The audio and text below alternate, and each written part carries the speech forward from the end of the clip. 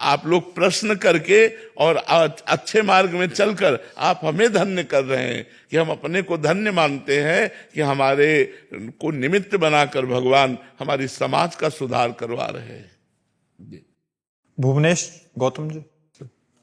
राधे राधे महाराज जी। महाराज जी, हम जब भी किसी मंदिर, चाहे वो ठाकुर जी का हो, हनुमान जी का हो, देवी जी का हो, हम लोग सदैव कुछ ना कुछ मांगने की इच्छा या मनोकामना पूरी करने की प्रार्थना करते रहते हैं। ऐसे में महाराज जी सबसे मांगे या कैसे करें, या भगवान से मांगना? तो क्या मांगने मात्र से पूरी हो जाएगी क्या?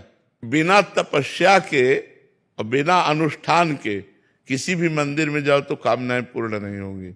आपको तपस्या करनी पड़ेगी, आपको अपनी कामनाओं की पूर्ति के लिए आराधना करनी पड़ेगी। जब तप होगा, आराधना होगा, तभी कामना पूर्ण होगी, और या फिर भगवान से अपनापन हो। दो बात में एक हो। हम तो एक पीछे एकांतिक में एक बार बताया था कि हमारे भगवान का इस संसार क्या है? बाजार है। भगवान का बाजार है संसार, इसमें सब चीज है।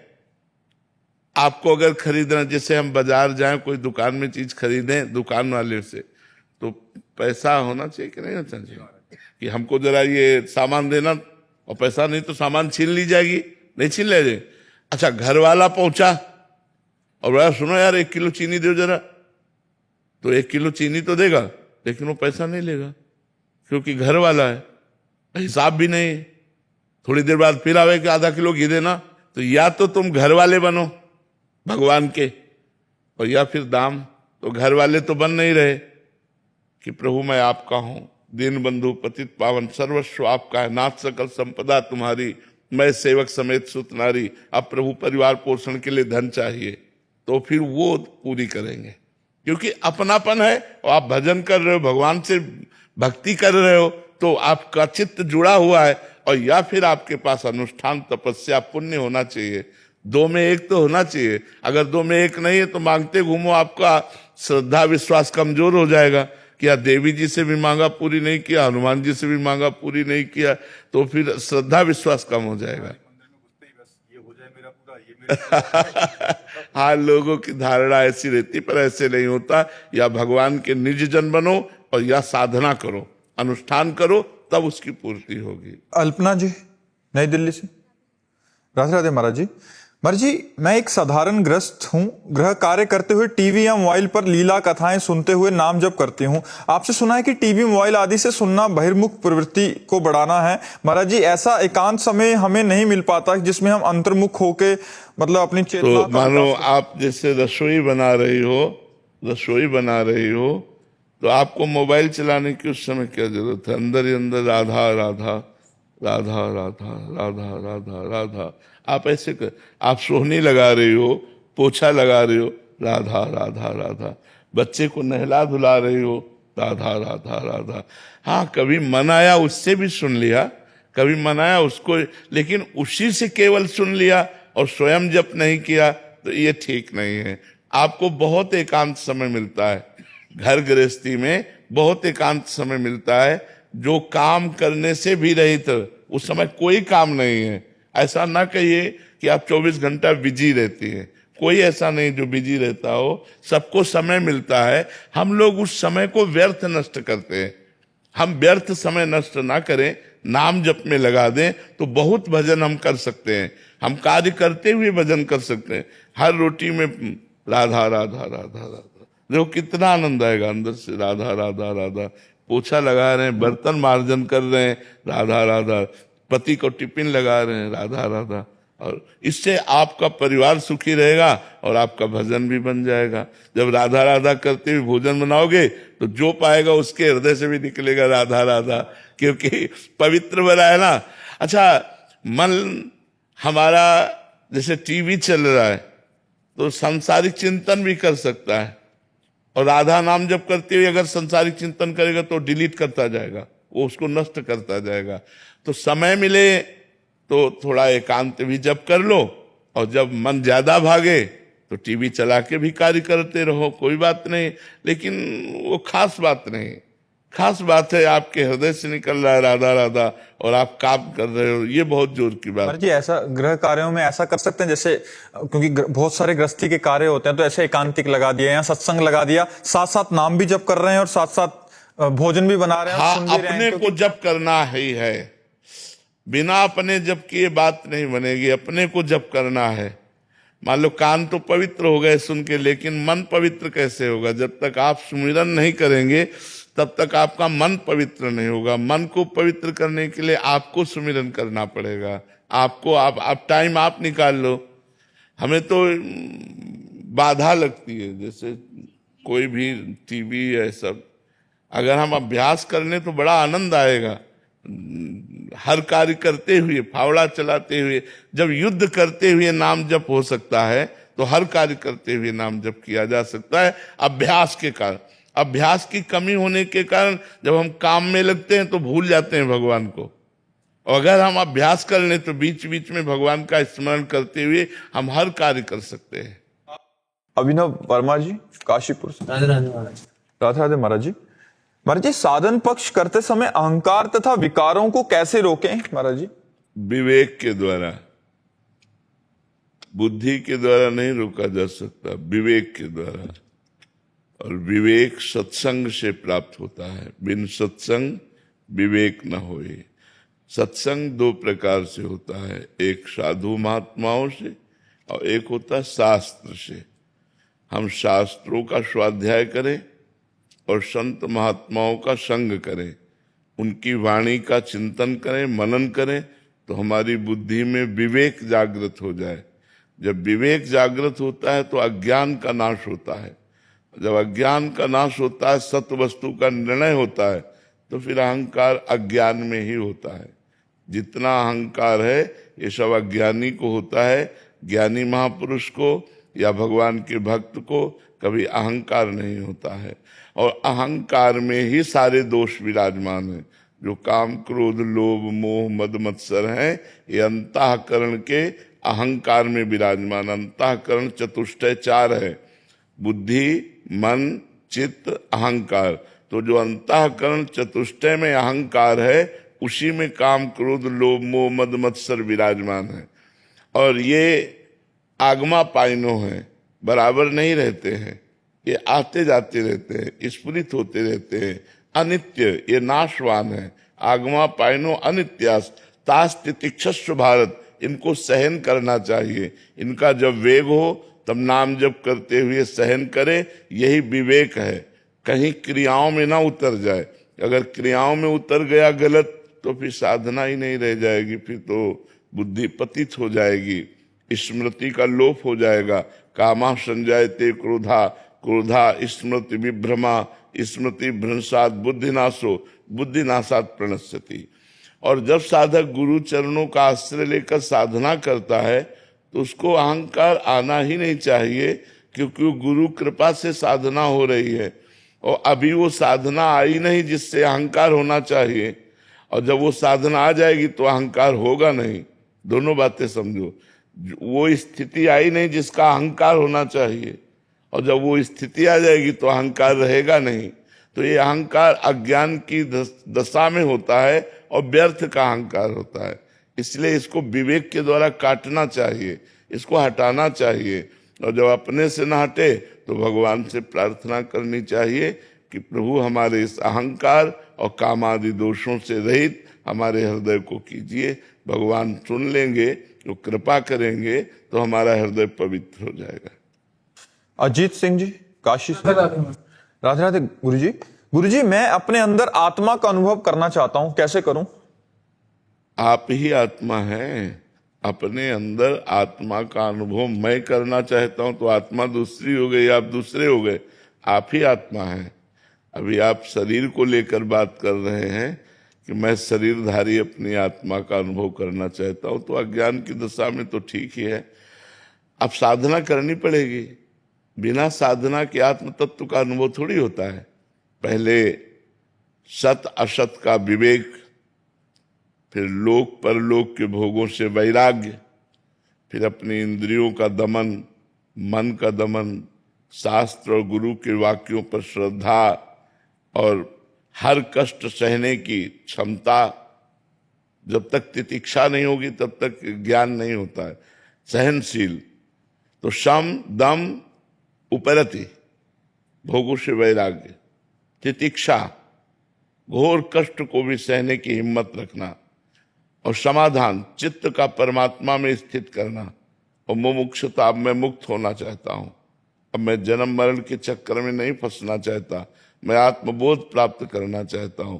तो ये साधन चतुष्टय की जागृति हो, और बड़े ज्ञानी महापुरुष जो हैं, जो गुरुजन हैं, उनका संग हो, और वेदांत शास्त्रों का स्वाध्याय हो, जैसे योग वाशिष्ठ है, उपनिषद है, इनका स्वाध्याय हो गुरुजनों के पास बैठकर, तब आत्म तत्व का बोध होता है। कठिन है। पहले तो इंद्रियों को विषयों से हटाना ही कठिन है, शरीर राग का नाश करना कठिन है।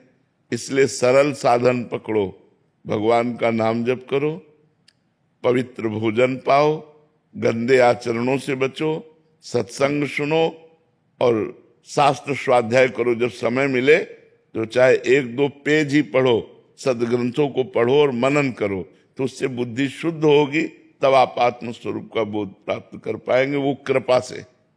साधना तो निमित्त है, कृपा प्रधान है। अंबिका जी। श्री हरिवंश। श्री हरिवंश महाराज जी। महाराज जी, आपने ही कहा है कि हमारे संचित कर्म के गोदाम को नाम जप से नष्ट कर सकते हैं हम। जो प्रारब्ध बन चुका है उसे भोग लो, एवं जो आज पाप कर्म बन रहे हैं उसका प्रारब्ध बनने से पहले प्रायश्चित कर लो। तो प्रभु, प्रारब्ध कितने समय में बनता है? शरीर छूटने के बाद। जहां हमारा शरीर छूटा तो नए शरीर का प्रारब्ध तुरंत रचना करके उसको नई योनि में भेज दिया जाता है। जब तक ये शरीर है, मृत्यु नहीं आती, तब तक इसका प्रारब्ध है। और जहां मृत्यु आई तो दूसरे शरीर के प्रारब्ध की रचना करके उसको भेज दिया जाएगा। अब वो किस शरीर में भेजा जाता है, कर्मानुसार उसकी अंतामति कहाँ थी, उसी के अनुसार उसकी गति होगी। जीवन भर उसने कौन से कर्म किए, मनुष्य शरीर पा करके अंत में उसकी स्थिति कहाँ थी, उसके अनुसार उसको नई योनि, नया प्रारब्ध, नए भोग उसको उपस्थित करा दिए जाते हैं। जब तक मृत्यु नहीं होती तब तक इसी शरीर का प्रारब्ध काम करता है।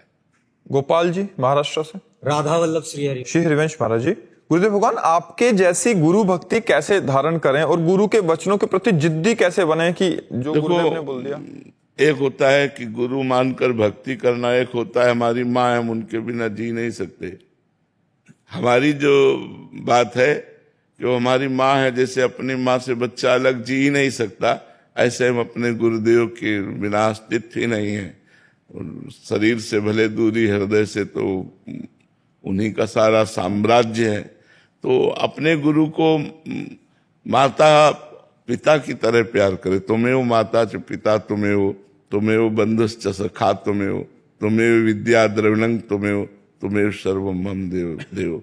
आप मेरे देव हैं, आप मेरे ही धन हैं, आप मेरे ही माता पिता हैं, आप मेरे सर्वस्व हैं। जब अपने गुरुदेव को सर्वस्व मान लिया जाता है तो अपनी ममता सर्वत्र से धीरे धीरे हटकर गुरु चरणों में लग जाती है, और जब गुरु चरणों की कृपा होती है तो भगवान का साक्षात्कार हो जाता है। अंजना जी, राजस्थान से। राधे राधे। राधे राधे महाराज जी। गुरुदेव भगवान, मन बुद्धि चित्त अहंकार से जीवात्मा जगत में लिप्त है। मन इन वासनिक इच्छाओं से ओतप्रोत बाहर भटकता रहता है। बुद्धि मन की इच्छाओं का निर्णय करने में सक्षम है और मन के अधीन होकर, अज्ञान के वशीभूत होकर वासनिक इच्छाओं को ग्रहण क्यों करती है महाराज जी? क्योंकि वो भी प्रकृति की है ना। अगर एक ही सामग्री से सब बने हुए हैं, ये मन बुद्धि चित्त अहंकार, ये सब, तभी तो अभी इनके प्रश्न में कहा था कि विवेक जागृत करो। ये अलग चीज है, ये प्राकृतिक नहीं है, ये भागवतिक है। विवेक जागृत हो गया तो बुद्धि पर शासन करके, और बुद्धि मन पर शासन करके, और मन इंद्रियों पर शासन करके सब सुधार हो जाएगा। पर विवेक जागृत हो जाए। विवेक जागृत होना थोड़ा कठिन होता है। एक बार विवेक जागृत हो जाए तो सब काम बन जाए। विवेक जागृत के लिए उपाय यही है कि खूब सत्संग करता रहे, खूब शास्त्रों का स्वाध्याय करे, और ये निश्चय कर ले कि मुझे भगवत प्राप्ति करनी है, तो विवेक जागृत हो जाए।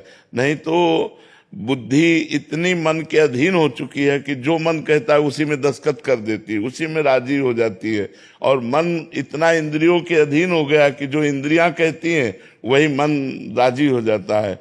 और इंद्रियां इतने विषयों के अधीन हो चुकी हैं कि जिस विषय को देखती हैं भोगने की इच्छा कर लेती हैं। इसी से हमारा पूरा का पूरा जीवन इंद्रिय विलासिता में व्यतीत हो जाता है और परमात्मा तत्व का अनुभव नहीं होता। भजन बिना प्रेम नहीं होगा, प्रेम बिना विरह नहीं आएगी, विरह बिना मिलन नहीं कर पाता। हाँ, ध्रुवदास जी ने भी लिखा है, बिना महापुरुषों के संग के भजन नहीं होता, संग के बिना भजन नहीं होता, और बिना भजन नहीं प्रेम, बिना भजन के प्रेम नहीं होता, और प्रेम के बिना भगवान नहीं मिलते हैं। विरह की स्थिति नहीं बन रही है। तो हाँ, धीरे धीरे अभ्यास करो, धीरे धीरे अभ्यास करो, धैर्य पूर्वक। ये भजन का मार्ग धैर्य पूर्वक है, इसमें उकताना नहीं चाहिए, इसमें जल्दीबाजी नहीं करनी चाहिए। धीरे धीरे आराम से मन को प्रभु में बार बार लगाते रहो, बार बार लगाते रहो। जब ये प्रभु में, अरे बड़ा आनंद का मार्ग है, बड़ा सुख का मार्ग है। आनंद तो इसी में है। खूब तपस्या करे, खूब व्रत नियम संयम, इंद्रियों पर विजय प्राप्त करे। भगवदानंद, ये विषय आनंद तो सुअर कुत्ता भी भोग रहे हैं यार। जिसे तुम बहुत सुख मान रहे हो, जैसे तुम्हें रबड़ी और रसगुल्ला खाने में मजा आता है ना, उसको बिस्ठा खाने में मजा आता है। तुम्हें गद्दा में जैसे सोने में अच्छा लगता है ना, उसको कीचड़ में सोने में अच्छा लगता है। अंतर क्या रहा यार? हम अपनी इंद्रियों पर विजय प्राप्त करके, परमात्मा की आराधना करके हम भगवदानंद प्राप्त कर सकते हैं, वो भगवदानंद नहीं प्राप्त कर सकते। अगर मनुष्य शरीर प्राप्त करके निद्रा भय आहार मैथुन इतने में ही समय व्यतीत कर दिया तो तिनते खर सूकर स्वान भले, जड़ता बस जे न काहे कछुए, जर जाओ सुजानकी नाथ बिना जो जिए जग में तुम्हारो बिन होए। उनसे सुअर कुत्ता गधा अच्छे जो मनुष्य शरीर प्राप्त करके भगवदानंद नहीं प्राप्त किया, चिदानंद नहीं प्राप्त किया, उनसे पशु पक्षी अच्छे। क्यों? क्योंकि वो अपने कर्मों का भोग रहे हैं, और आप मनुष्य शरीर में ऐसे नए कर्म पाप कर्म कर रहे हैं जिससे दुर्गति को प्राप्त होंगे। योगेश जी जालंधर से, राधे राधे महाराज जी। महाराज जी, विश्वास और समर्पण कैसे आए? विश्वास समर्पण पहले 8 भक्ति करो, तब 9वीं है आत्मसमर्पण। श्रवण, खूब भगवान की चर्चा सुनो। कीर्तन, भगवान के नाम का कीर्तन करो, भगवान की गुण कथा लीला गाओ। रोज भागवत नियम पूर्वक पढ़ो, रोज रामचरितमानस का पाठ करो, रोज भगवान के पावन चरित्रों को श्रवण करो। श्रवणम, कीर्तनम और स्मरणम। थोड़ी देर एकांत में बैठकर भगवान के नाम का ध्यान करते हुए जप कर रहे, भगवान की जैसी भी बन रही रूप माधुरी का ध्यान कर रहे। हमारे भगवान ऐसे हैं। स्मरणम, श्रवणम, कीर्तनम, स्मरणम और विष्णु पाद सेवनम। भगवान के चरणों की सेवा, घर में ठाकुर जी विराजमान कर ले, ठाकुर जी के स्नान कराना आदि सब सेवाएं सीख ले। अर्चनम, विविध प्रकार के पदार्थों से भगवान का अर्चन करना, फिर भगवान का साष्टांग दंडवत करना। नियम ले कि 11 साष्टांग दंडवत करेंगे, 21 साष्टांग दंडवत। बड़ी महिमा है साष्टांग दंडवत की। एक बार भगवान को प्रणाम करने से साष्टांग 10 अश्वमेध यज्ञ के अवभृत स्नान का फल प्राप्त होता है। ये भीष्म पितामह जी ने बताया। एकोपि कृष्ण कृता प्रणामो दशाश्वमेधा व्रतेन तुल्य, दशाश्वमेधी पुनरेपि जन्मो कृष्ण प्रणामी न पुनर्भवाए। दशाश्वमेधी और भगवान को साष्टांग प्रणाम करने वाले में भेद है कि दशाश्वमेधी स्वर्गलोक को जाकर पुण्य भोगेगा फिर जन्म लेगा, लेकिन कृष्ण प्रणामी न पुनर्भवाए, जो भगवान को प्रणाम करता है उसका पुनर्जन्म नहीं होता। विष्णु पाद सेवनम, अर्चनम, वंदनम, भगवान की वंदना करे, साष्टांग दंडवत करे। और दास्यम, हर समय गर्व रखे कि मैं भगवान का दास हूं। सख्यम, मेरे दोस्त भी भगवान है, मेरे मित्र भी भगवान है। तो ये जब हमारी नवधा भक्ति होती है तब 9वीं भक्ति आती है आत्मसमर्पणम। भगवान में समर्पण हो जाता है, और जब भगवान में समर्पण होता है तो हमको कदम कदम पर ही विश्वास दिलाया जाता है कि देखो मैं हूं।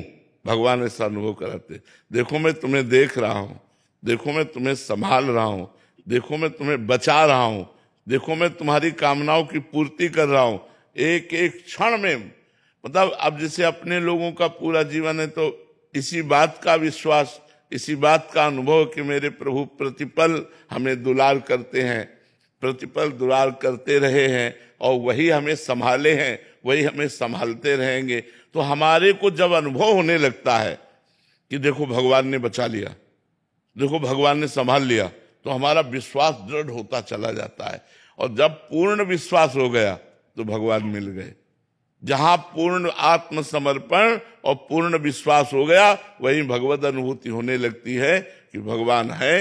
हृदय में अनुभव होता है, बाहर दृष्टि डालो तो सबके रूपों में भगवान है, ऐसा अनुभव होने लगता है। पर ये जब बहुत काल तक हम साधना करें, तब बहुत काल तक नाम जप करें, बहुत अच्छे पवित्र भोजन पावें, पवित्र विचार रखें, पवित्र आचरण करें। अब आजकल तो आहार विहार में कोई ध्यान ही नहीं दे रहा है, कौन बना रहा है, कैसे बना रहा है, बस पेट भर लो। क्या बन रहा है कोई मतलब नहीं है, वो बनाने वाला होटल के अंदर कौन है कोई मतलब नहीं है, वो कैसे बना रहा है कोई मतलब नहीं, बस पेट भर लो। ऐसा नहीं, फिर बुद्धि साधना में नहीं लगेगी। हमारा पवित्र भोजन होना चाहिए। जितना पवित्र आहार होगा, वैसे भी कहा जाता है जैसा खाओ अन्न वैसा बने मन, जैसे पियो पानी वैसी बने वाणी। तो हमें अन्न बहुत संभाल करके पाना चाहिए। अन्न का प्रभाव बुद्धि को तत्काल भ्रष्ट कर देता है। एक बार भीष्म पितामह जी द्रौपदी जी को उपदेश कर रहे थे, युधिष्ठिर आदि को, तो द्रौपदी जी हंसने लगी। तो उनका बेटी उपदेश में हंसने का विषय क्या होता है, तुम क्यों हंसी? तो उन्होंने कहा पितामह, जिस समय सभा में मुझे निर्वस्त्र किया जा रहा था उस समय ये ज्ञान आपका कहाँ चला गया था? जब मैं चीख चीख के पूछ रही थी क्या ये धर्म है, धर्मात्माओं की सभा में एक मुझ स्त्री को, एक वस्त्र धारण किए हुए रजस्वला स्त्री को निर्वस्त्र किया जा रहा है, क्या ये धर्म है? उस समय आपका जो इस समय ज्ञानोपदेश कर रहे हैं उस समय कहाँ चला गया था? तो उनका ठीक कहा बेटी, उस समय पापी अधर्मी दुर्योधन का अन्न खाए था, इसलिए हमारी बुद्धि काम नहीं कर रही थी। 6 महीना बाणों की सैया पर पड़े हो गए, वो रक्त सब बह गया। आज हमारी बुद्धि शुद्ध है, आज जो प्रश्न करोगे उसका सही उत्तर प्राप्त होगा। तो जब तक हमारी बुद्धि शुद्ध नहीं होगी, इतने बड़े महात्मा का भी अन्न ने प्रभाव बदल दिया बुद्धि का, तो हम लोग तो बहुत छोटे जीव हैं। अगर हमारी ऐसी खान पान की सामग्री अपवित्र रही तो हम भगवदानंद पर विचार ही नहीं कर सकते। हम तो धन्यवाद देते हैं आप लोगों को कि इस कलिकाल में, इस माया के प्रवाह में आप सत्संग सुनने आए हैं, आप अपने जीवन को अध्यात्म से जोड़ना चाहते हैं। ये भगवान की बड़ी कृपा है। नहीं ऐसा माया का प्रवाह, कलिकाल का प्रवाह चल रहा है कि बस खाओ पियो, रुपया कमाओ, भोग भोगो, इतना ही दिमाग में रह गया है। मरना है, यहाँ से जाना है, ये विचार ही नहीं रह गया। हमें अच्छे कर्म करके जाना है, हमें भजन करके जाना है, हमें भगवान को पाना, ऐसे विचार ही नहीं रह गए हैं। इसलिए खूब नाम जप करो, कुछ न बन पावे तो बस नाम जप करो, इसी से सब ठीक हो जाएगा। कलिकाल में और साधनों को करना बड़ी कठिनता है और नाम जप की बड़ी कृपा है, इसलिए खूब नाम जप करो। कृष्णा यादव जी प्रयागराज से। महाराज जी, यदि कोई व्यक्ति हमारे प्रति ईर्ष्या या द्वेष भावना रख रहा है तो उससे हमारा जीवन में क्या प्रभाव पड़ता है और उससे हमारे अंदर क्रोध की भावना? कोई फर्क नहीं पड़ता। हमको कोई बुरा कहता है या भला कहता है, हमारे ऊपर कोई फर्क नहीं पड़ता। हम किसी को बुरा भला ना कहें, नहीं तो फर्क पड़ जाएगा। हमारे अंदर किसी के प्रति द्वेष ना हो। यदि हमसे कोई द्वेष करता है तो हमारा कुछ नहीं बिगाड़ सकता है, वो अपना ही स्वभाव बिगाड़ रहा है, अपने कर्म बिगाड़ रहा है। हमको चाहिए कि हम द्वेष करने वाले से भी द्वेष ना करें। हम दूसरे का जो हमारा अहित कर रहा है उसका भी हम हित सोचें तो हमारा मंगल हो जाएगा, हमारे पक्ष में भगवान हो जाएंगे। और जिस पक्ष में भगवान होते हैं वहां विजय ही विजय होती है, आनंद ही आनंद होता है। इसलिए दूसरों से तो द्वेष करना नहीं, और जो हमसे द्वेष करते हैं उनसे बुरा नहीं मानना। जो हमसे नफरत करें, द्वेष करें, जो हमसे घृणा करें, जो हमारा अपमान करें, हम उनके साथ भी व्यवहार अच्छा करें तो हमारे पक्ष में भगवान हो जाएंगे। भगवान जिसके पक्ष में हो गए वो सदैव विजयी होता है, वो सदैव दुख विपत्ति से बच जाता है। इसलिए खूब नाम जप करो, कोई तुमसे द्वेष करे तुम्हारा कुछ नहीं बिगाड़ सकता। डॉक्टर नवीन जी, राधे राधे महाराज जी। महाराज जी, आप कह रहे हैं कि पिछले 9 सालों से ये सेवाएं दे रहे हैं डॉक्टरी की। अभी क्या होता है कि कोई बहुत ज्यादा जिसको स्वास्थ्य लाभ हो जाए तो इनको फिर कोई यहाँ गाड़ी गिफ्ट कर देता है या मोबाइल दे दिया या ऐसे, तो ऐसे में उपहार लेना महाराज जी हमारे लिए कितना वो है, स्वीकार करना चाहिए? कभी कभी गृहस्थी में ले सकते हो, कोई घूस थोड़ी ले रहे हो। मान लो कोई घूस थोड़ी ले रहे हो, अब उसकी प्रसन्नता हो गई, आपने सेवा की और वो स्वास्थ्य प्रारब्ध से ठीक हो गया, आपकी सेवा बनी और आपको वो अगर गाड़ी दे रहा है या कुछ दे रहा है तो गृहस्थ में हो, आप ले सकते हो। आप उस अगर आपके पास अर्थ और बढ़ रहा है तो आपके पास कभी ऐसे बीमार जब आवे जिनके पास धन नहीं है तो आप अपनी तरफ से लगा के कर दीजिए। समझ रहे ना? आपको कोई गिफ्ट दे रहा है, ले लिया। अब हम इंतजार करते हैं उस समय का जब कोई ऐसा गरीब आदमी आता है जिसके पास पैसा नहीं, अब हम पैसा लगाएंगे और उसको बीमारी ठीक करके, ये हमारी तरफ से उसको गिफ्ट होगी कि हम उसका स्वास्थ्य ठीक करके और एक पैसा नहीं लेंगे और उससे राधे राधे कहेंगे। तो ये काम करो। जिनके पास है कि हम डॉक्टर साहब हमारे पास फीस नहीं, कोई बात नहीं, दवाई का भी पैसा नहीं, हम लगा देंगे, ऐसा काम करो जिससे आपका मंगल हो जाएगा, आपके ऊपर भगवान की कृपा हो जाएगी। जो परहित करता है आप इच्छा मत रखिए, लेकिन अगर ऐसा अवसर आता है कि आपको कोई देता है तो आप उसको ले लीजिए और उसी के हिसाब से आप किसी गरीब की सेवा कर दीजिए। ठीक है ना? कृष्ण गुप्ता जी, जय श्री हरिवंश। राधे राधे महाराज जी। गुरु जी, आपकी कृपा से सत्संग में ये बात समझ आई कि ये मनुष्य जीवन भगवान की प्राप्ति के लिए मिला है। हम जब साधकों और उपासकों को देखते हैं तो खुद को उनकी चरण धूलि के बराबर भी नहीं पाते। हमें श्री जी की नित्य सेवा चाहिए पर हमसे कोई योग्यता हमें दिखाई नहीं दे पा रही। महाराज जी, ऐसे में प्रियाजू भगवान की प्राप्ति कैसी हो जाए? आप हमें ये बात बताओ, एक आदमी अगर धन चाहता है तो वो सोचता है कि बैठे रहने से अच्छा है हम लेबरी ही कर लें, तो 8 घंटे काम करता है, 500 रुपये कमाना शुरू कर देता है। जब हमें धन की इच्छा होती है तो हमें मेहनत करना पड़ेगा, केवल इच्छा मात्र से पूर्ति नहीं होगी। तो हमें यदि परमात्मा प्राप्ति की इच्छा सुदृढ़ करनी है, परमात्मा प्राप्ति करनी, तो हमें साधना करना पड़ेगा। ये पक्की बात है कि हमसे कोई साधन बनेगा नहीं, तो ऐसी बात नहीं हम मानते। हमारा मनुष्य जन्म मिला ही है साधना के लिए, हमें नाम जप करना है। ये जरूर है कि हम में बल नहीं है, हमें भगवान बल देंगे।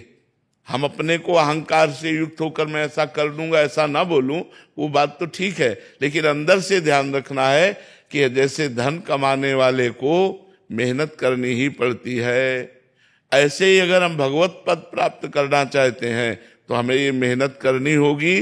गंदे आचरणों का त्याग करके अच्छे आचरण करना, भगवान का नाम सुमिरन करना, भगवान की कथा सुनना, परोपकार करना, इसी से भगवान की कृपा प्राप्त होती है। ये करना पड़ेगा। अगर ऐसा नहीं तो फिर भगवान के सब लाडले हैं, भगवान का कोई दुश्मन थोड़ी है।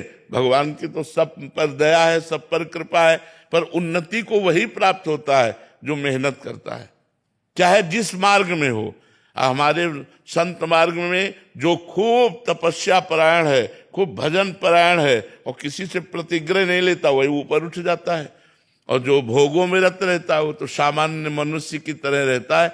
नहीं तो सही ढंग से तपस्या की जाए तो मनुष्य शरीर में रहते हुए भी भगवत भाव की प्राप्ति हो जाती है और लोग कहने लगते हैं तो साक्षात भगवान है। नहीं कहने लगते संतों को कि अरे वो तो साक्षात भगवान है। क्यों? क्योंकि भगवान का चिंतन करके इतना तन्मय हो गए कि भगवान उनके हृदय में प्रकाशित हो गए। मेहनत की, जो जितनी कड़ी तपस्या करता है, जितना कठोर व्रत नियम संयम जब तप, वो उतना ही आगे बढ़ता है। अब ऐसे पड़े रहो कि तो फिर भगवान के पूरा चराचर जगत है, करना पड़ेगा। ये हम पक्की बात कहते हैं, करना पड़ेगा, भजन करना पड़ेगा, भजन के बिना बात नहीं बनी। और जो लोग कहते हैं कि हमसे भजन होता नहीं, तो भजन होता सिद्धों से है, साधकों को भजन करना पड़ता है। अब हम जब शुरुआत की थी तो अपने गुरु जी के 2 वर्ष बाद गुरु जी अंतर ध्यान हो गए थे, तो समाधि बनी थी। तो शाम तक तो सबके नजरों में रहते और इसके बाद एकांत समाधि के पास बैठ जाते रात्रि में, और बस श्याम सदाशिव श्याम सदाशिव श्याम सदाशिव श्याम सदाशिव श्याम 4-6 घंटे ऐसे ही जैसे हम कह रहे, 4 से भन्न मच जाता दिमाग में एकदम, श्याम सदाशिव श्याम सदाशिव श्याम सदाशिव श्याम सदाशिव, ऐसे रटते रटते रटते रटते रटते। अब वो धीरे धीरे उपांश होने लगा, उपांश से मानसिक में पहुंच गए। अब वही मंत्र लगा लो, चाहे नाम जप कर लो, वही मानसिक जब चलने लगा तो आनंद की अनुभूति होने लगी। अब कहते भजन होता नहीं, तो ऐसे थोड़ी भजन होने लगेगा कि तुम बैठो आनंद से भजन हो रहा है, ये तो सिद्धों का होता है, साधक को तो भजन करना पड़ता है। आदित्य प्रकाश जी, प्रयागराज से। राधे राधे महाराज जी। महाराज जी, क्या भक्ति एवं आराधना के लिए मंत्र आवश्यक है? हाँ, बिल्कुल आवश्यक है, बिना मंत्र के कैसे बनेगा। और जब तक मंत्र ना मिले तब तक क्या करें? नाम जप करना चाहिए। और मंत्र क्या किसी से किताब से पढ़ के कर सकते हैं, गुरु से ही? नहीं, किताब से पढ़ के कोई सिद्ध हो जाता है क्या? किताबी ज्ञान से कोई सिद्ध हो जाता है क्या? आज तक कोई सिद्ध हुआ हो किताबी ज्ञान से तो हमें बताना। बिना गुरु की कृपा के चाहे शिव बिरंच सम होई, गुरु बिन भवनिधि तरह न कोई। गोस्वामी जी ने ऐसे थोड़ी लिख दिया है। बिना गुरु के प्राप्त हुए मंत्र से मायामल का नाशी नहीं होता, ज्ञान का नाशी नहीं होता। गुरु कृपा पात्र को ही माया छोड़ देती है, अपने आप छोड़ देती है। वो अपने आप माया मुक्त हो जाता है जिसके ऊपर गुरु की कृपा रहती है, जो गुरु का गुरु मंत्र लेकर के निरंतर। आप सोचो, हम आप मनुष्य हैं, जब भगवान श्री कृष्ण जी संदीपनी जी को गुरु मान करके उनसे शिक्षा दीक्षा ले रहे हैं, भगवान राम जी, गुरु वशिष्ठ जी, महामुनि विश्वामित्र जी, इनके चरणों की सेवा करके शिक्षा दीक्षा ले रहे हैं, तो हमको भगवान ने अवतार लेकर के शिक्षा दी है। जिनकी श्वासों से चारों वेदों का प्रादुर्भाव हुआ, वो भगवान किसी से पढ़े, ये आश्चर्य की बात। जाकी श्वास वेद श्रुति चारी, सो हरि पढ़े, ये अचरज भारी। वो हरि पढ़ रहे, वो गुरु चरणों में बैठे। हम लोग तो अज्ञानी जीव, हमको तो गुरु की जरूरत है ही, लेकिन जो स्वयं परब्रह्म परमात्मा है, उन्होंने भी गुरु बनाया, उन्होंने भी गुरु चरणों का आश्रय लिया। तो हमें चाहिए कि गुरु चरणों का हम आश्रय लें। हम बिना गुरु चरणों के आश्रय के बात बनेगी नहीं। सुरुचि जी, जालंधर से। राधे राधे महाराज जी। महाराज जी, हमें कैसे पता चले कि हमारा जन्म क्यों हुआ है? हमें बताइए कि आपका जन्म क्यों हुआ है। ये जानकारी अगर मिल जाए तो आप तत्परता पूर्वक उसका पालन करेंगे। कोशिश कर सकते हैं। हमारा जन्म हुआ है साधन धाम मोक्ष कर द्वारा, पाए न जे परलोक समारा। हमारा जन्म हुआ है भगवान की प्राप्ति के लिए। भगवान ने कबहू का करि करुणा नर देही, देत ईस बिनु हेतु सनेही। बिना हेतु प्रेम करने वाले कृपा सिंधु भगवान ने मुझे जो मनुष्य शरीर दिया है, वो केवल भजन करके भगवान की प्राप्ति के लिए दिया। हम आकर के यहाँ रिश्ते नातों में फंस गए, भोगों में फंस गए और भूल गए कि हमारा कर्तव्य क्या है। हम अपने को स्त्री मान लिया, अपने को पुरुष मान लिया और इसी में व्यवहार करते हुए पूरा जीवन व्यतीत हो गया। अब हमारा जब अगला जन्म होगा तो मनुष्य जन्म नहीं होगा, फिर हमें योनियों में जाना पड़ेगा। 83,99,999 योनियां हैं, एक मनुष्य शरीर मिलाकर 84 लाख होते हैं। तो अन्य योनियों में क्या सुविधाएं हैं, अन्य योनियों में कितनी समस्याएं हैं, वो सब हमें भोगनी पड़ेंगी। मनुष्य शरीर में तो सुविधाएं हैं, हमें पीड़ा है तो हम अस्पताल जा सकते हैं, भूख लगी तो हम व्यक्त कर सकते हैं, प्यास लगी तो हमारे पास सुविधा है। लेकिन अन्य योनियों में बहुत सी ऐसी योनियां हैं, जंगलों में है, जो बहुत कष्ट पा रही। तो हमारा भगवान ने कष्ट देख करके हमको मनुष्य शरीर दे दिया कि चलो तुम 84 लाख योनियों से अपना उद्धार कर लो। लेकिन हम फिर वही भूल भुलैया में फंस गए, पति पुत्र परिवार इसका पालन पोषण, और बस फिर भगवान को भूल करके पूरा का पूरा जन्म फिर यूं व्यतीत हो गया। अब हमें फिर जाना पड़ेगा अन्य योनियों में। इसलिए अभी जो समय है उसे सार्थक कर लो। राधा राधा राधा, कृष्ण कृष्ण कृष्ण राम राम राम। जो नाम प्रिय हो नाम जप करो, और जो कर्म करो वो भगवान को समर्पित कर दो, और परिवार में सब में भगवान को देखने की चेष्टा करो। पुत्र रूप में भगवान ही है, क्योंकि उसके अंदर भगवान है। अब वो अंतर ध्यान हो जाए तो पुत्र से आप भी प्यार नहीं करेंगे, उसके शरीर को नष्ट करवा देंगी। पति का शरीर, पुत्र का शरीर, अपना शरीर, ये तभी तक प्यारा है जब तक इसमें भगवान है। तो अपने परिवार में भगवान देखें, अपने मोहल्ले में भगवान देखें, अपने गांव में भगवान देखें, अपने समाज में भगवान देखें, अपनी भावना बढ़ाते चले जाएं, और सारे जगत में जिस दिन भगवान को देख लिया उसी दिन मुक्त हो जाएंगे। सिय राम में सब जग जानी, करो प्रणाम जो निज पानी। तो आप समझ पा रहे ना, आपका जन्म क्यों हुआ है? भगवान की प्राप्ति के लिए हुआ है। प्रोफेसर संजय माथुर जी, जर्मनी से। राधे राधे महाराज जी। महाराज जी, मैं पिछले 32 वर्षों से जर्मनी में कार्यरत हूं। 2 वर्ष पूर्व आपके दर्शन का लाभ प्राप्त हुआ एवं जीवन में राधा नाम का प्रवेश हुआ। महाराज जी, तभी से कर्म भाव परिवर्तित हो गया। कर्म सेवा तो वही है, किंतु मन में कर्म के प्रति एक खिन्नता सी, एक उदासीनता से आ गई। जिन कार्यों को करने में उत्साह होता था, संतुष्टि होती थी, अब समय चुराने का मन होता है कि भजन में लगाएं। किसका है? हाँ, ये सही ढंग से नाम जप कर रहे हो तो ये उसका फल है। सही ढंग से जो नाम जप होता है तो इस झूठे संसार से मन हटने लगता है, सब व्यर्थ लगने लगता है। लेकिन अंदर ही अंदर इस बात को छुपा के बाहर से अपने कर्तव्य का पालन करना चाहिए। तो अपने कर्तव्य का निर्वाह मन ना होने पर भी करते रहना चाहिए। यही सच्चा भजन का फल है कि हमारा मन कहीं किसी कार्य में, किसी पद प्रतिष्ठा में, किसी भोग में अच्छा न लगे, उसे वो जाए ना, उसे रुचे ना, कोई चाह न रह जाए। जैसे जैसे चाह मिटती जाएगी वैसे वैसे हृदय भगवान के नजदीक पहुंचता जाएगा, और जहां चाह पूरी मिट गई तो वहां भगवत साक्षात्कार हो जाएगा। सकल कामनाहीन जे राम भगति रस लीन। जिनकी सारी कामनाएं नष्ट हो गई हैं वो भगवान के प्रेम में डूब गए हैं। हम तो धन्यवाद देते हैं कि आप जर्मनी में रह करके नाम जप करके ऐसा भाव प्राप्त कर रहे हैं। बहुत उत्तम बात है, बढ़ते रहिए और इस भाव को दबाते रहिए। अंदर जितनी आग अंदर दबती जाएगी उतनी भस्म करती जाएगी वासनाओं को। जो दुर्वासना हमारे मन में जमा है ना, वो सब नष्ट होती जाएगी, वो मन निर्मल हो जाएगा। और निर्मल मन जन सो मोहि पावा। जहां मन निर्मल हुआ भगवान का साक्षात्कार हो गया। बस नाम पकड़ लो, बस ऐसे ही नाम जपते रहो। रिक्की जी, दिल्ली से। राधे राधे महाराज जी। महाराज जी, आपके श्रीमुख से सुना है कि जब हम जैसे साधक जो गृहस्थ आश्रम में है, यदि निष्ठापूर्वक साधना करें तो वो स्वयं को तार सकते हैं। महाराज जी, अपने प्रियजनों को आपकी दिव्य वाणी के वीडियो साझा करके मैं आपके निर्देशित मार्ग पर चलने के लिए प्रेरित करता हूं। महाराज जी, ये कार्य आध्यात्मिक उन्नति के लिए मेरे लिए कल्याणकारी सिद्ध होगा। हाँ, क्या अच्छा, मतलब इसको मैं परिवर्तित हाँ, अच्छा है। परिवार और मित्रजनों में सद्भावनाएं बांटनी चाहिए। जो हम, जैसे हमें जो प्रिय लगा खान पान की चीज तो सोचते हैं 250 ग्राम ले लेते हैं, अपने घर वालों को ले चलते हैं, अपने दोस्तों को पवाएंगे, बहुत अच्छा लगा।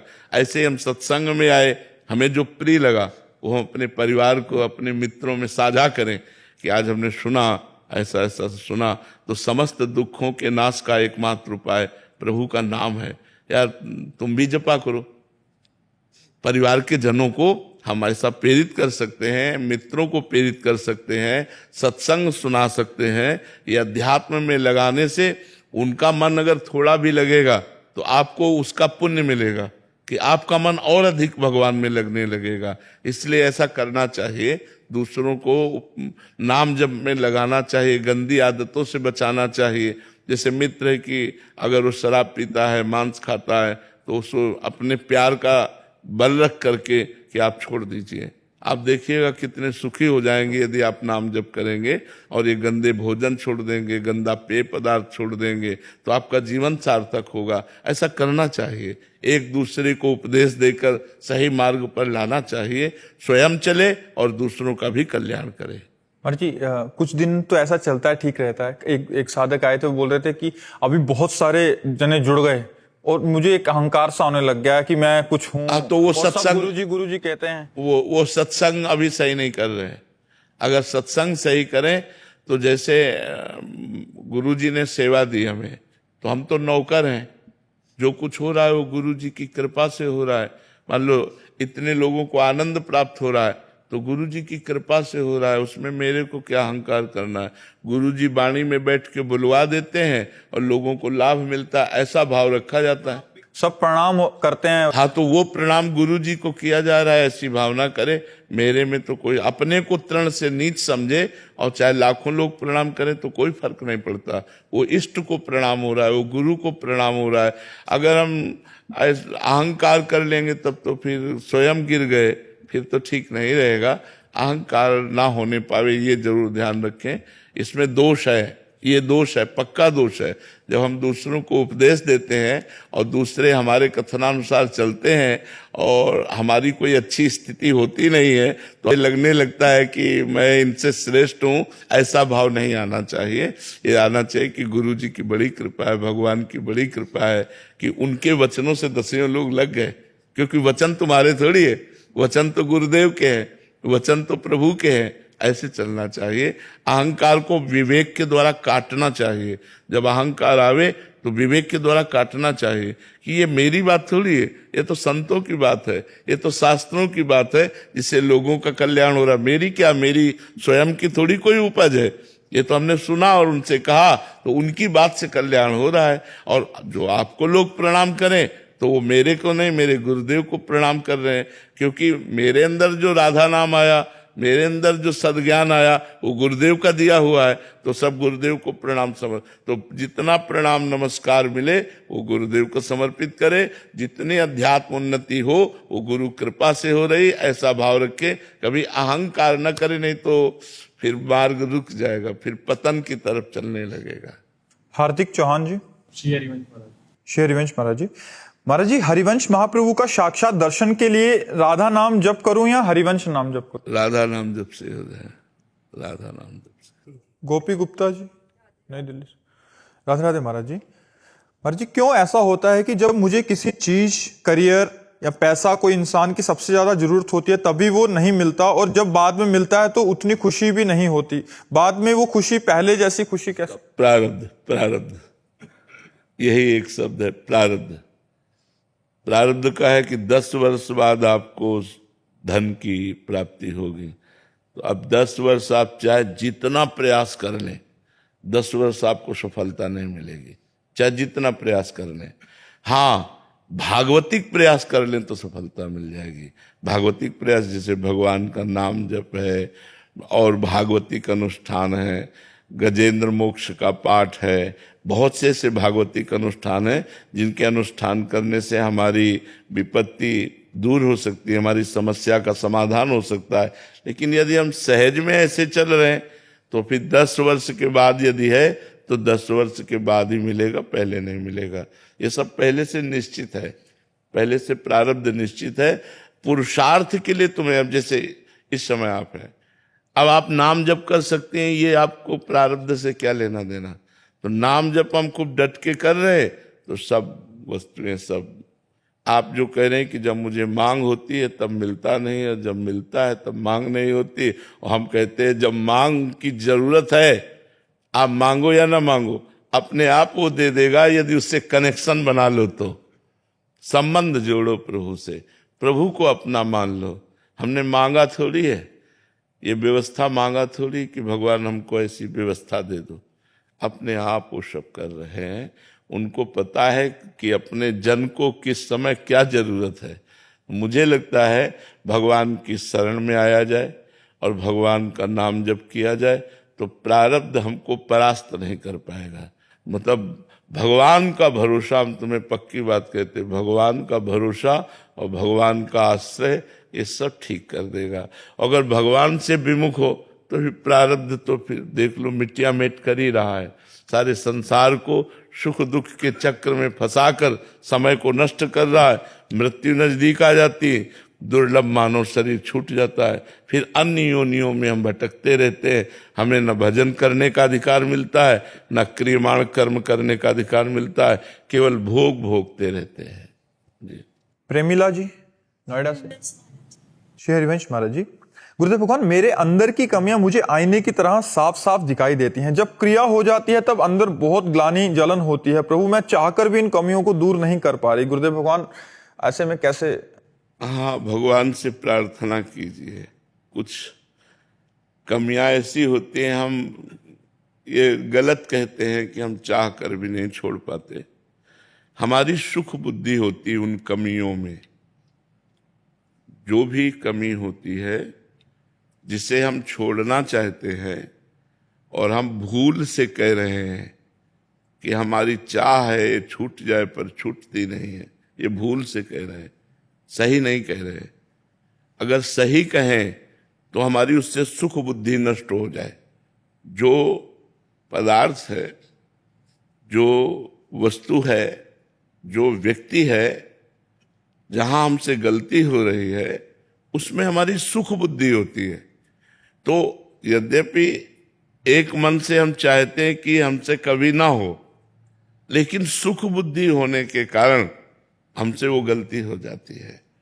तो अब सुख बुद्धि का नाश हुए बिना ये गलतियां रुकती नहीं है। जब सुख बुद्धि का नाश हो जाता है तब ये रुकती है। सुख बुद्धि के लिए ज्ञान की जरूरत है। ज्ञान ही वैराग्य दिलाएगा, और ज्ञान के लिए भजन की जरूरत है। सत्संग सुनो और खूब भजन करो डटकर। बिना भजन के अध्यात्म का कुछ नहीं जान पाओगे। जो भजन करते हैं वही अध्यात्म को समझ पाएंगे, बिना भजन के अध्यात्म को नहीं समझ पाओगे। तो जो हमारे अंदर गलतियां हैं वो सुख बुद्धि के कारण, जैसे किसी नशे में सुख बुद्धि, किसी शरीर में सुख बुद्धि, किसी पदार्थ में सुख बुद्धि, यही हमारी गलतियां होती हैं। तो उधर हम चाहते हैं कि यार गलत है, ये नहीं करना चाहिए, पर मन में कि सुख मिलेगा। जहां ये बात बैठ गई कि सुख मिलेगा तो ना चाहते हुए भी हमको बरबस करना पड़ेगा, क्योंकि सुख बुद्धि वहां हमारी है। तो जब ज्ञान हो जाए तो सुख बुद्धि नष्ट हो जाए। देखो, जब ज्ञान हो जाता है तो घृणा हो जाती है अंदर से, वैराग्य ना। जैसे उल्टी है ना, बमन, बमन कोई खाना चाहेगा क्या? उल्टी जिसे कहते हैं। ऐसे ही कोई गंदे भोगों को नहीं भोगने की इच्छा होती जब भगवान के द्वारा ज्ञान प्राप्त हो जाता है। रमा विलास राम अनुरागी तजत बमन जिम जन बड़भागी।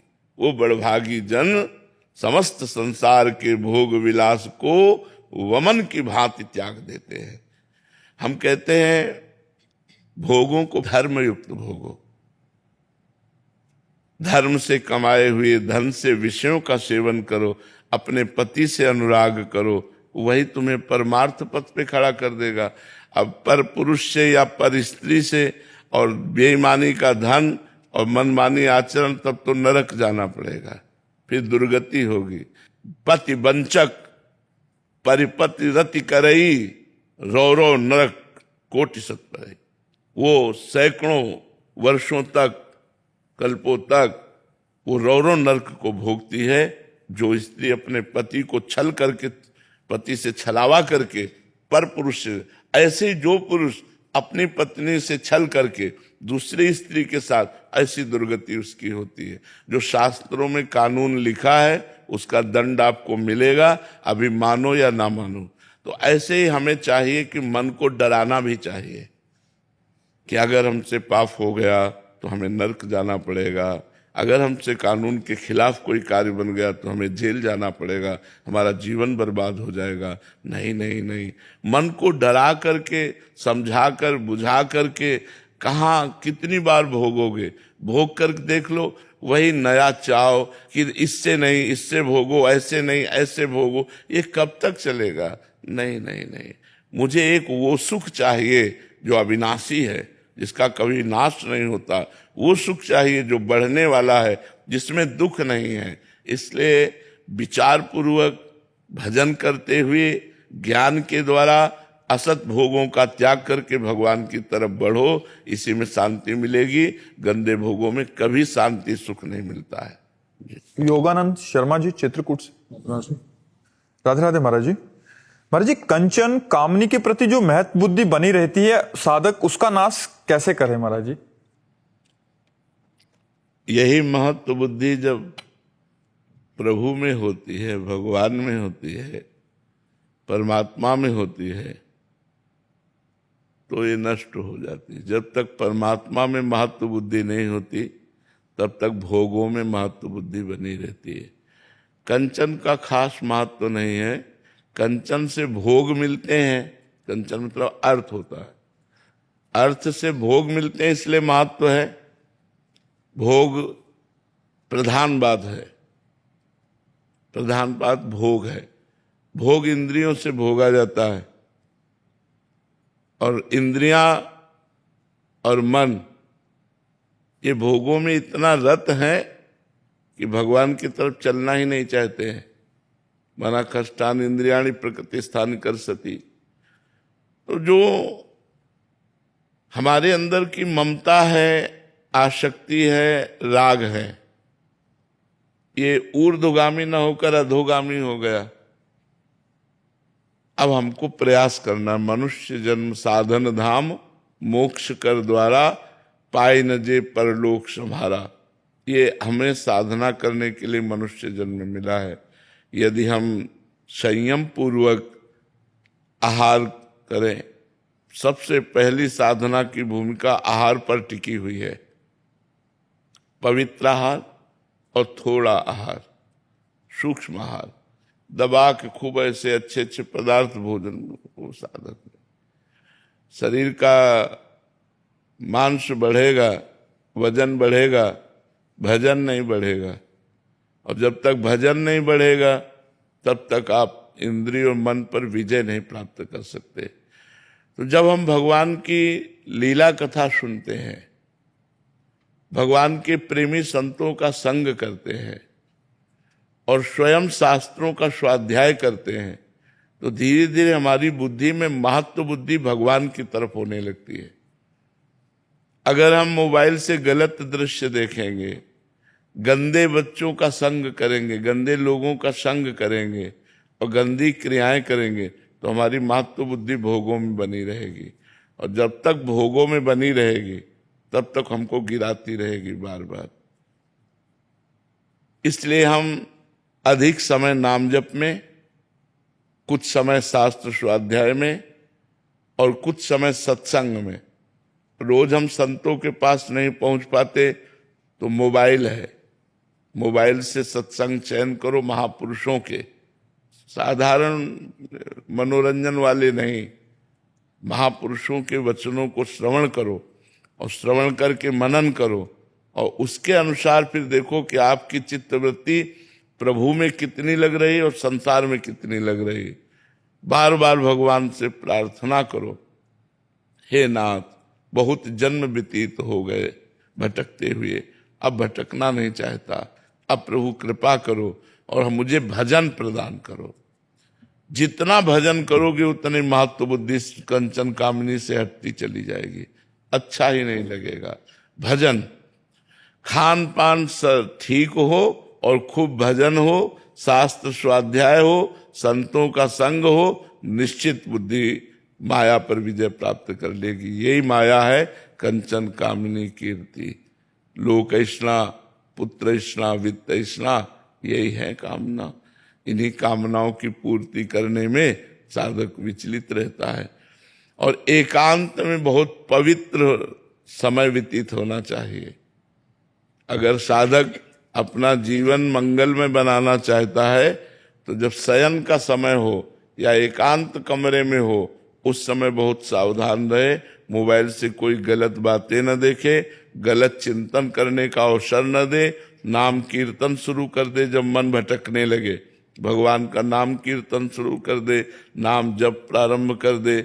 नहीं मन लग रहा, बाहर टहलने लगे, कोई गंदा दृश्य न देखे, कोई गंदा चिंतन न करे, कोई गंदी क्रिया न करे। और जब बहुत काल तक ऐसा समय व्यतीत करे, दीर्घ काल तक, तब हमारा हृदय दृढ़ हो जाता है। फिर जब भगवान में महत्व हो गया तो फिर संसार में नहीं। देखो ठाकुर हरिदास जी का जवान शरीर है, 3 लाख नाम रोज जप करते थे हरे कृष्ण कृष्ण कृष्ण हरे हरे, हरे राम राम राम हरे हरे, हरे कृष्ण, ऐसे 3 लाख नाम जप करते थे।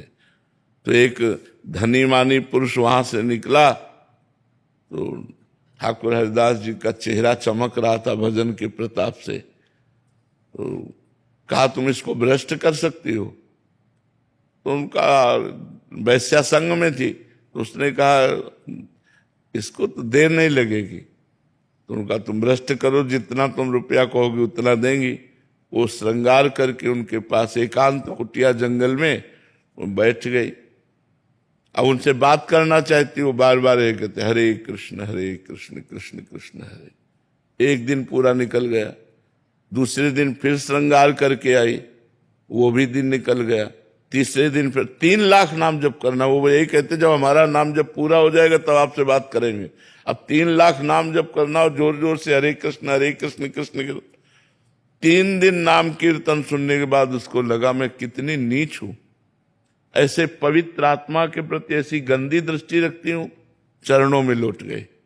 जब लौट गई तब उन्होंने बंद किया।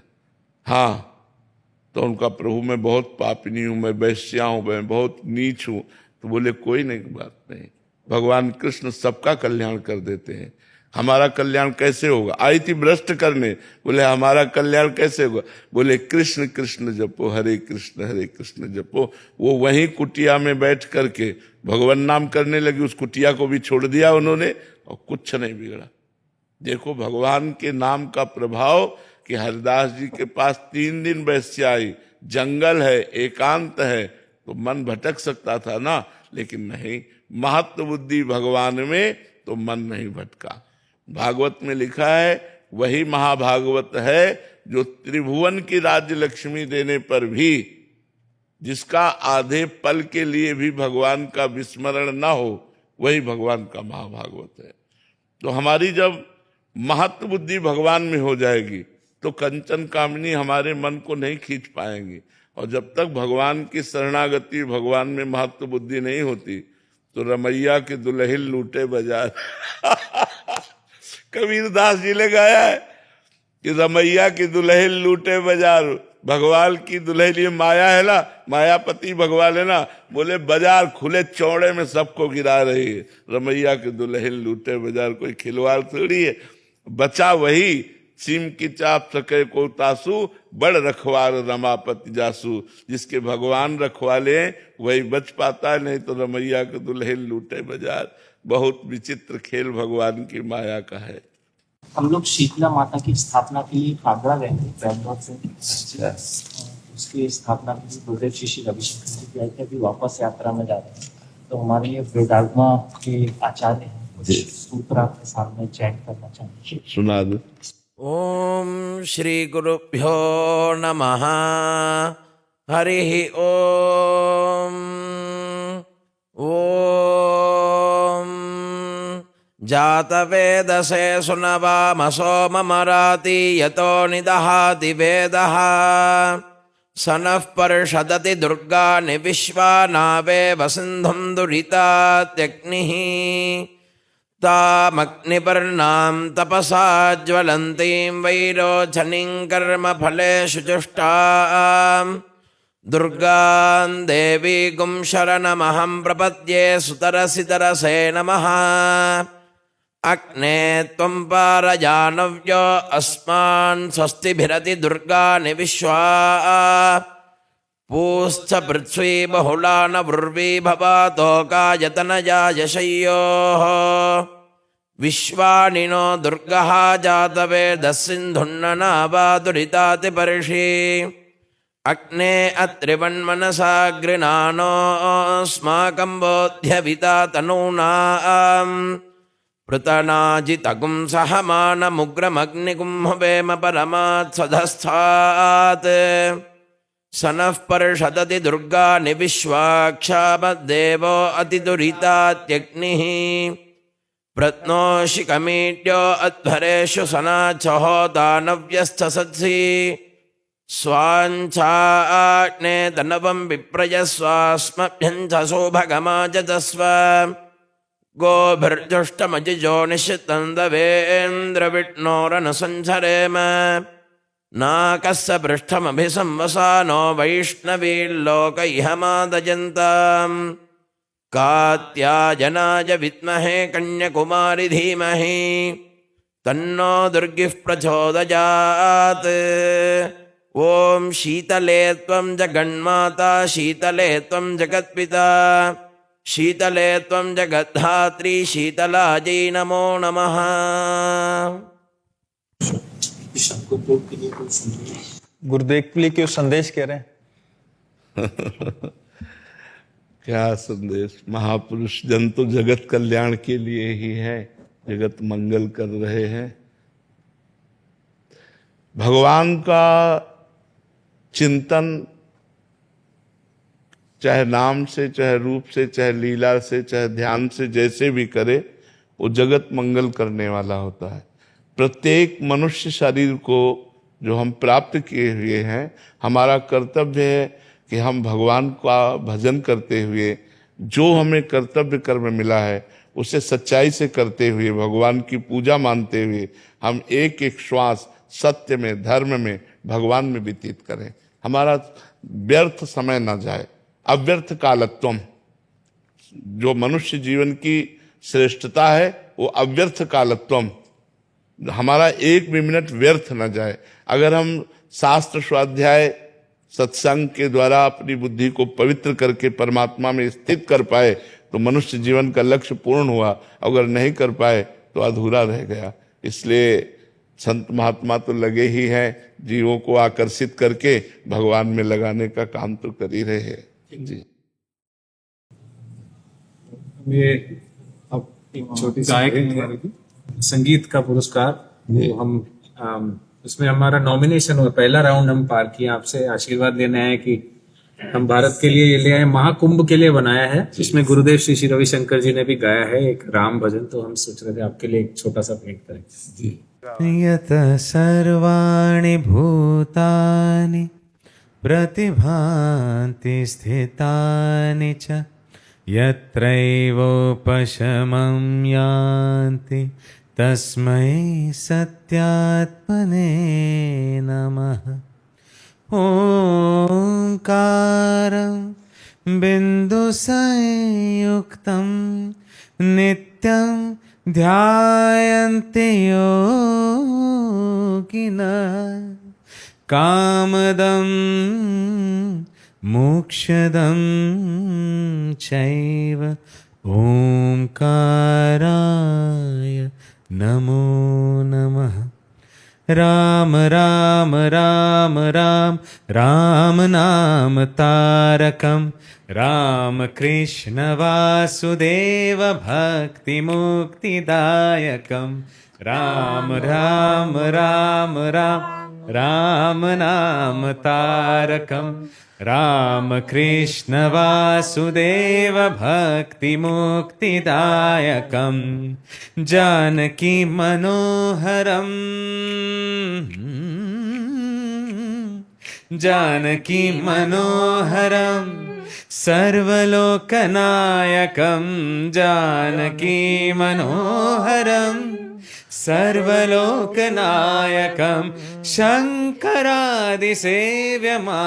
पुण्यनाम कीर्तनं पुण्यनाम कीर्तनं पुण्यनाम कीर्तनं राम राम राम राम राम नाम तारकं राम कृष्ण वासुदेव भक्ति मुक्तिदायकम्। श्री राधा श्री राधा श्री राधा श्री राधा राधा राधा राधा राधा राधा राधा राधा राधा राधा राधा राधा